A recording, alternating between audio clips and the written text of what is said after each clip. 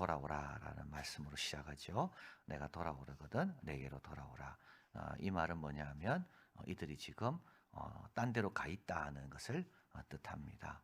바알에게로 또 옛 본성에게로. 그래서 다시 돌아와라. 실패는 왜 일어날까요? 돌아갈 때, 우리 하나님으로부터 돌아왔을 때, 이게 실패의 본질입니다. 그럼 뭐 회복의 열쇠는 어디 있습니까? 다시 돌아오는 것에 있습니다.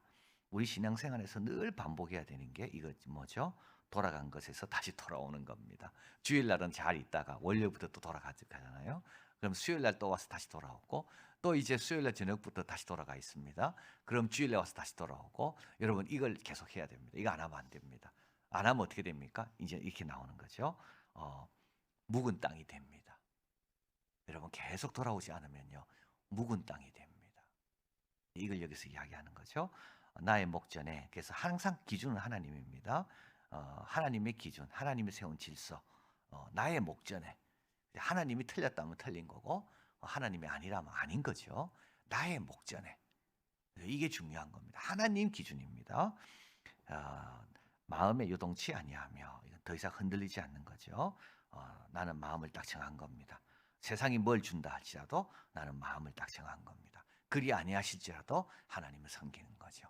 오늘 불렀던 찬송처럼 내 일생에 나는 후회하지 않겠습니다. 내 뭐 기도 응답이 있든 내가 잘 되든 잘 안 되든 나는 후회하지 않겠습니다. 나는 이대로 그냥 살겠습니다. 이미 나는 자녀된 걸로 이미 내 잔이 넘쳤기 때문에 이것보다 더 큰 복은 없거든요. 그래서 나는 주님께서 뭘 주셔도 좋고 안 주셔도 상관없습니다. 요동치 않는다는 게 바로 이런 뜻입니다.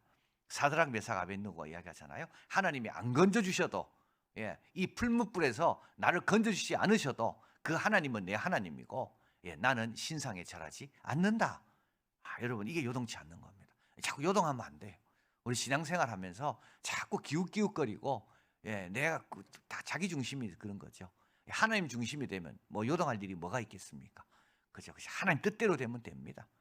이 잔을 내가 왜 마다하겠습니까? 자꾸 우리는 잔을 피하려 하니까 자꾸 요동하는 거거든요. 그래서 회개할 때 어떻게 다짐해야 되는가 하면 하나님께 돌아오면서 나는 이제 더 이상 나는 요동하지 않겠습니다. 그리고 진실과 공평과 정의로 여호와의 삶을 가리켜 맹세하겠습니다. 여호와의 삶이라는 것은 살아계신 하나님을 내가 의식한다면 나는 어떻게 살까요? 진실되게 살 것이고 공평하고 정의롭게 살 것입니다. 자, 열방이 나로 인하여 스스로 복을 빌며 나로 자랑하리라. 요거는 이제 뭐냐면 우리가 이렇게 회개할 때 열방도 깨닫게 되고 주님께 영광을 돌리는 그런 삶을 산다는 뜻입니다. 그래서 회개로의 부르심은 이스라엘도 회복하지만 또 다른 모든 민족에게 주어질 하나님의 더 큰 목표 가운데 회개가 있다. 내가 제대로 회개하면 그 회개의 열매는 나만이 아니라 내 가족과 내 이웃과 우리 대한민국에게도 이 회개의 열매가 미친다. 왜냐하면 하나님께서 우리를 택하실 때 우리만 보고 택한 게 아니거든요. 너와 내 집이 구원을 얻는다.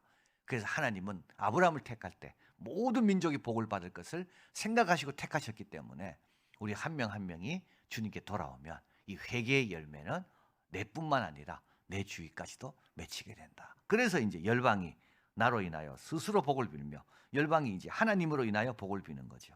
그리고 나로 인하여 하나님으로부터 복 받았기 때문에 하나님으로 인하여 자랑하게 됩니다. 이게 회개의 열매입니다. 자, 그럼 회개는 지금부터 해야 되는 거죠. 3절에 묵은 땅을 갈아라. 묵은 땅이라는 것은 미경작지입니다. 잡초뿐인 땅을 말합니다. 비가 한 번도 온 적이 없어요. 한 번도 손길이 스친 적이 없어요. 그래서 어떻게 됩니까? 이제 이 땅을 바꾸려면 이 묵은 땅을 기경하는 것부터 시작해야 됩니다. 너무 방치된 거예요. 너무 오랫동안 버려진 땅이죠. 이게 묵은 땅입니다. 그래서 우리 영혼이 너무 오래 방치되면 묵은 땅이 됩니다. 손이 많이 가야 됩니다. 이 땅을 다시 옥토로 바꾸려면 얼마나 수고해야 됩니까? 그러니까 지금 좋은 상태에 있을 때 이걸 지켜내야 돼요. 이 좋은 상태를 여러분 쉽게 생각하면 조금 지나다 보면 이 땅이 어떤 땅이 된다고요? 묵은 땅이 되는 거예요. 그리고 가시덤불에 파종하지 마라. 가시덤불도 막 자라 있는 거예요. 자, 그래서 순서가 중요하죠. 단단한 마음에는 어떤 열매도 맺을 수가 없습니다. 여러분 열매를 기대하고 싶습니까? 여러분 열매를 맺히고 싶습니까? 그럼 마음부터 기경해야 됩니다. 순서는 항상 그렇습니다. 내 마음은 단단해져 있는데 뭐 할라 그러면 안 돼. 그런 건 없습니다. 내 마음부터 옥토가 돼야 되는 거죠. 예수님의 비유가 여기서 나오죠. 자갈밭, 가시밭. 예, 가시밭. 씨를 뿌리는 거. 가시가 함께 자라서 에너지가 못 가고 온전한 열매를 못 맺고 또 묵은 땅은 뭡니까? 길가 같은 땅. 그러니까 아무리 뿌려도 새가 가져가는 길가 같은 땅이 바로 여기 나옵니다. 그래서 씨 뿌리는 비유의 또 하나의 선생을 우리는 여기서 만나게 된다. 그리고 스스로 할례를 행하여 너희 마음의 가죽을 베라. 형식적인 성도는 안 된다. 나의 분노가 불같이 발하여 사르니 그것을 끌 자가 없다. 예수님, 우리 하나님의 분노는, 하나님의 심판은 끌 자가 없습니다. 여러분 차라리 사람이 하는 게 낫습니다. 하나님의 분노는 노아 방주, 노아 홍수는요 끌 자가 없습니다. 요한계시록에 나오는 지진은 막을 수가 없습니다. 하나님의 심판의 수준은 이 정도입니다. 그러니까 우리는 너무 하나님을 쉽게 생각하는데 오히려 사람을 무서워하죠. 하나님보다도. 그러나 안 그렇습니다. 여러분 하나님의 이 심판은 어느 누구도 감당할 수가 없습니다. 그래서 나의 분노가 불같이 그것을 끌 자가 없습니다. 하나님 말고는 끌 자가 없습니다. 자, 그래서 이 땅에서 나팔을 불라 하며 요 이제 나팔을 뭐 크게 외쳐 이르기를 너희는 모이라 우리가 경관성으로 들어가. 요거는 지금 이게 공중의 폭격 사이렌 것 같습니다. 오늘 여러분 6시 반인가 여러분 보자 맞죠? 야, 이런 경우가 있습니까? 예. 그거 믿고 밖으로 도망가 그 피신했던 사람은 정말 조금 전에 또 왔잖아. 이거 오보라고.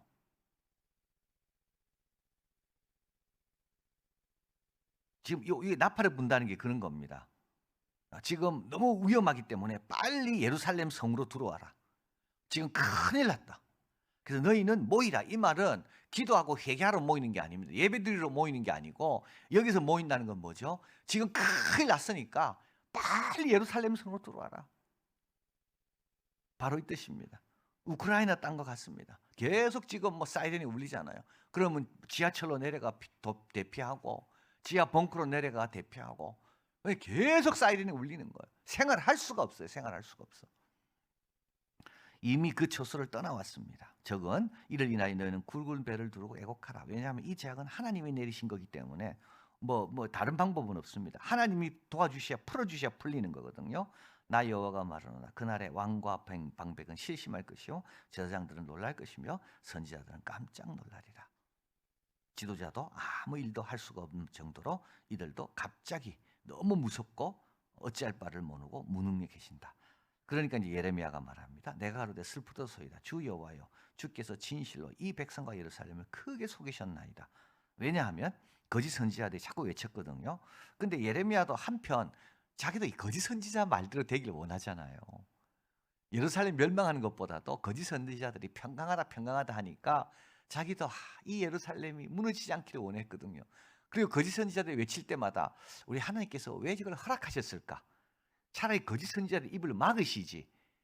왜 하나님은 내 목소리만 나오게 하시지? 거짓 선지자들에게도 말할 수 있는 기회를 주셨을까? 그럼 혹시라도 그냥 나는 경고에 불과하고 실제로는 그냥 무너지지 않는 건 아닐까?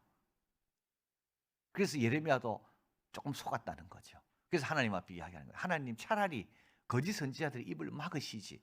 왜 거짓 선지자를 외치게 해놓으시고 우리에게 이런 어려움을 주십니까? 그래서 예레미야가 자기도 일말의 희망을 가졌는데 아무 소용이 없구나. 그래서 예레미야가 하나님께 지금 한탄하는 겁니다. 하나님, 우리 모두 속았습니다. 우리 모두 속았습니다. 자, 그리고 이제 내적인 고통을 조명하는 구절들이 나옵니다. 예레미야의 두 측면이 있습니다. 대중에게 보이는 모습과 그의 사적인 모습입니다. 대중에게는 어떻게 보이냐면 하나님이 전하라고 하는 것을 담대히 그대로 전합니다. 심판에 대한 아주 강력하고도 단호한 외침입니다. 사적으로는요, 내면적으로는 이 현실이 너무 슬프고 괴롭습니다. 그래서 19절 슬프고 아프다. 내 마음이 속이 아프고 내 마음이 답답하여 잠잠할 수가 없다. 이는 나의 심령에 내 나팔 소리와 전쟁의 경보를 들음이로다. 계속 나팔 소리. 너무 무서운 소리죠. 나의 천막이 호련히 파멸되고 나의 휘장은 잠시간에 열파되도 내가 저 기호를 보며 나팔 소리를 듣기를 어느 때까지 할꼬. 그러니까 참 예배 자리로 오라고 부르는 나팔 소리 얼마나 좋았겠습니까? 근데 지금은요, 그 나팔 소리가 아닙니다. 지금은 적이 점점 가까이 오고 있고, 또 다른 마을도 적에게 넘어갔고, 이웃 마을도 넘어갔고, 이제 얼마 안 남았으니까 빨리 예루살렘으로 들어와라. 이제 우리도 어떻게 될지 모른다. 정말 불안하고 절망적인 어떤 그런 나팔 소리. 그리고 내 백성이 나를 알지 못하여, 참 이제 22절 이게 중요합니다. 내 백성은 나를 알지 못하는 우준한 자요, 지각이 없는 미련한 자식이라. 악을 행하기에는 지각이 있으나 선을 행하기에는 너무 무지하도다. 선지자의 외침에 바른 반응을 못합니다. 자신의 정욕이나 욕망을 채우는 데는 궁리를 잘합니다. 그러나 하나님 뜻을 분별하고 유익한 것이 무엇인지 찾지 못합니다. 이런 것만 생각했기 때문에 그래요. 자신의 욕심을 채우는 데만 늘 골몰했기 때문에 이런 건 아주 빠삭해요. 금방금방 팍팍 보여요. 어디 가면 되고 어디 가면 돈 벌지 탁탁 보여요. 그러나 하나님의 뜻과 하나님의 말씀을 분별하는 데는 너무 무지한 거예요. 지각이 없는 백성입니다. 생각과 마음을 어느 쪽으로 사용하는지 그에 따라 발달합니다. 너희는 선한 데 지혜롭고 악한 데는 미련하기를 원하노라.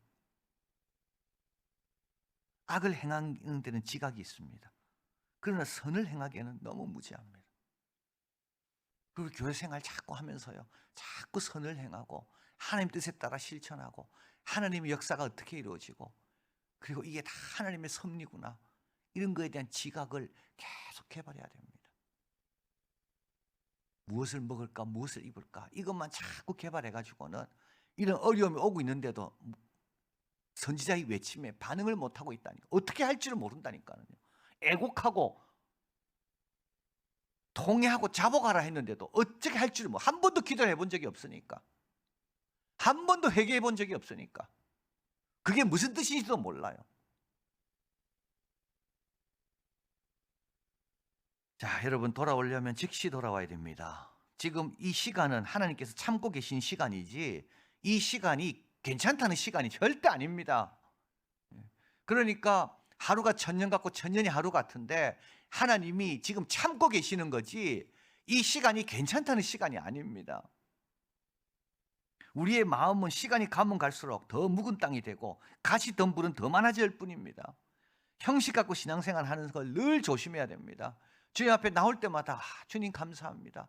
오늘도 내가 이 자리에 있습니다. 다른 사람 주로 살피고 누가 왔냐 안 왔냐, 여러분 그렇게 신앙생활하면 안 됩니다. 주님, 내가 주님 앞에 있습니다. 주님 앞에 있으니 너무 좋네요. 주님 감사합니다. 오늘도 나를 받아주십시오.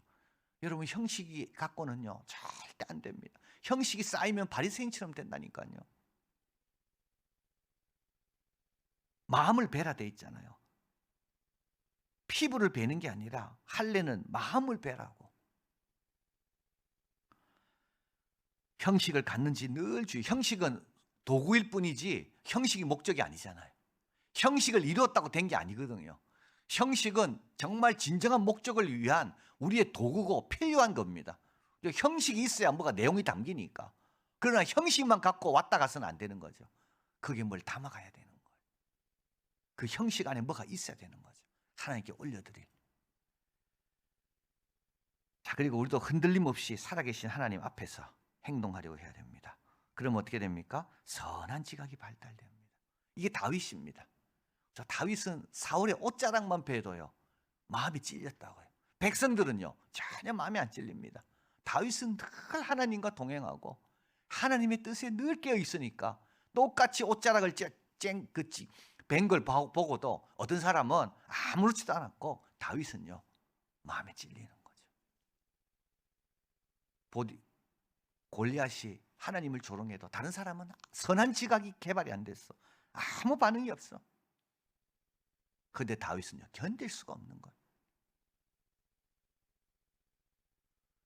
자, 이런 사람이 어떻다고요? 이런 사람이 이웃과 열방에 복을 끼친다. 이런 사람이 복의 통로가 된다. 이런 사람으로 인하여 열방이 우리가 하나님으로 인하여 복을 받고 하나님의 이름을 자랑한다. 여러분, 누가 제일 아름다운 모습입니까? 이런 지각이, 선한 일의 지각이 자꾸 개발되어 있는, 발달되어 있는 사람. 그러려면 어떻게 되죠? 예, 원칙대로 해야 되는 거예요. 묵은 땅부터 기경해야 되고, 그리고 마음이 흔들리면 되지 않는다. 기도하겠습니다.